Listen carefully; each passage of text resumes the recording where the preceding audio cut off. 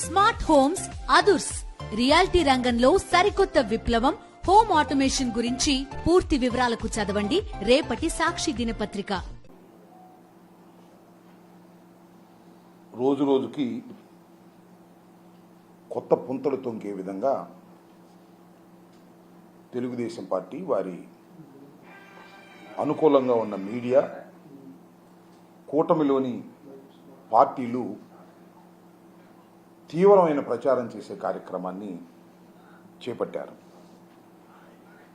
ఎప్పుడైతే నారా చంద్రబాబు నాయుడు గారు ముఖ్యమంత్రి స్థాయిలో ఉండి తిరుపతి లడ్డూ వివాదాన్ని ప్రస్తావన చేశారో 18వ తారీఖున కూటమి ఎమ్మెల్యేల మీటింగ్ సమావేశంలో ఆయన జంతువుల కొవ్వు లడ్డూ తయారీలో ఉపయోగించినటువంటి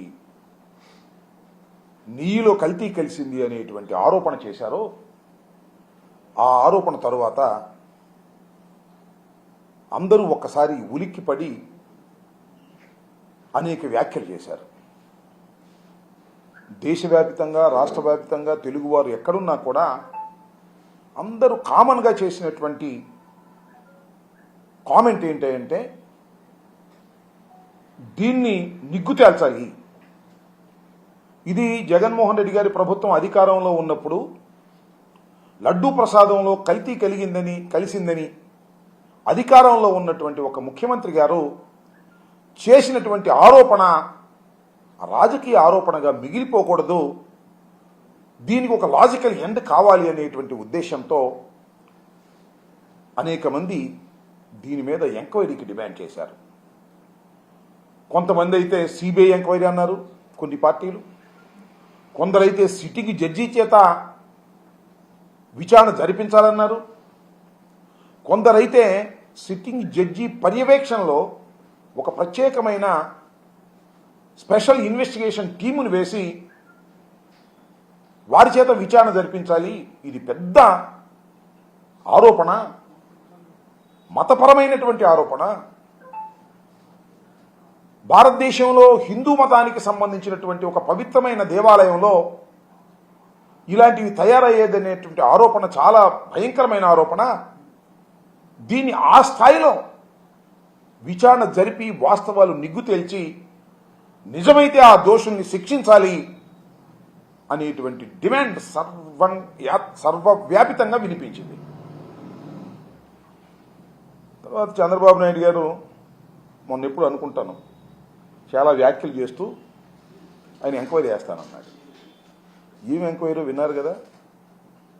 ఆంధ్రప్రదేశ్ ప్రభుత్వంలో పనిచేస్తున్నటువంటి ఒక డిఐజీ స్థాయిలో అధికారిని వేసి విచారణ జరిపిస్తాను అని ఆయన చెప్పిన తర్వాత దేశవ్యాపితంగా ప్రపంచవ్యాపితంగా ఉన్నటువంటి మానవతావాదులు కానీ రాజకీయ నాయకులు కానీ హిందుత్వానికి సంబంధించిన వారు కానీ చాలా ఆశ్చర్యపోయారు. ఇంత పెద్ద ఆరోపణ చేసి ఆయన ప్రభుత్వంలో పనిచేస్తున్నటువంటి ఒక డిఐజీ చేత విచారణ జరిపిస్తాను అనడం ఏమిటి, ఇది ధర్మమేనా అనేటువంటి విమర్శలు విపరీతంగా వచ్చాయి.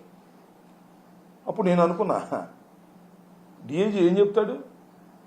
చంద్రబాబు నాయుడు గారి ప్రభుత్వంలో పనిచేస్తున్నటువంటి డిఐజీ ఏం చెప్తాడు? ధర్మారెడ్డి, సుబ్బారెడ్డి, అదేవిధంగా కరుణాకర్ రెడ్డి తప్పు చేశారు, వాళ్ళందరినీ ఉరేయమని రాంచుతారు. అంతేగా మీరు చేసేది. దానికన్నా ఇంకో బెటర్ చేయటం బెటరు. మీ అబ్బాయి ఉన్నాడు కదా లోకేష్, విద్యాశాఖ మంత్రి, ఆయన నాయకత్వంలో కమిటీ వేసి విచారణ జరిపించండి, ఈజీగా అయిపోతుంది.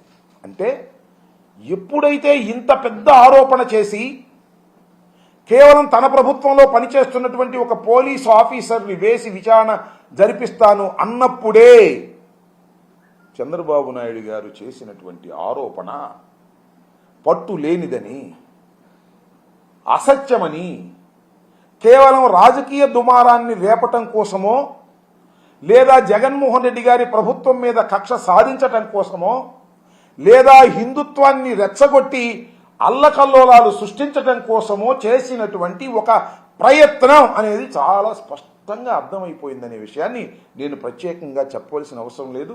విఘ్నులైనటువంటి తెలుగు ప్రజలు, హిందుత్వవాదులు, మతాలు సామరస్యంగా ఉండాలని కోరుకునే, లౌకికతత్వం కావాలని కోరుకునే మేధావులు ఆలోచిస్తే వెంటనే అర్థమయ్యేటటువంటి అంశము అని మనవి చేస్తున్నాం. నేను ఏంటంటానంటే ఇక్కడ ఒక ఆరోపణ చేశారు ఒక రాజకీయ నాయకుడు, అందులోనూ ముఖ్యమంత్రి గారు. ఎవరి మీద ఆరోపణ చేశారు? గత ప్రభుత్వం మీద చేశారు. అంటే ఒకసారి ముఖ్యమంత్రిగా చేసినటువంటి జగన్మోహన్ రెడ్డి గారు ఆ ప్రభుత్వం దిగిపోయిన తర్వాత కొత్తగా వచ్చినటువంటి రాజకీయ ప్రభుత్వం చంద్రబాబు నాయుడు గారు ఆరోపణ చేశారు. ఇది రాజకీయ ఆరోపణగా మిగిలిపోకూడదనే ఉద్దేశంతోనే డిమాండ్ చేస్తే, చిత్రమైన విషయం ఏంటంటే లాజికల్గా ఏం అవ్వాలండు విచారణ జరిపి దీనిలో వీళ్ళు తప్పులు చేశారు, వీళ్ళ మీద యాక్షన్ తీసుకోవాలని ఒక నిష్పక్షపాతమైన విచారణ జరపవలసినటువంటి అవసరం ఉన్నది.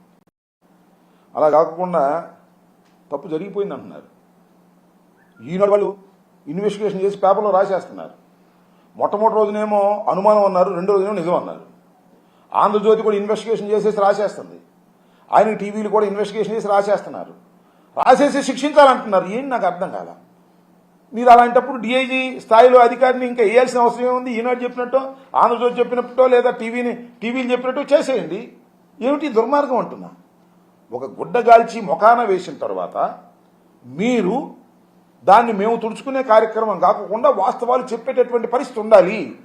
ఎప్పుడైతే మీరు చేసిన ఆరోపణలో పసలేదో ఆర్భాటాలు ఎక్కువ చేస్తున్నారు.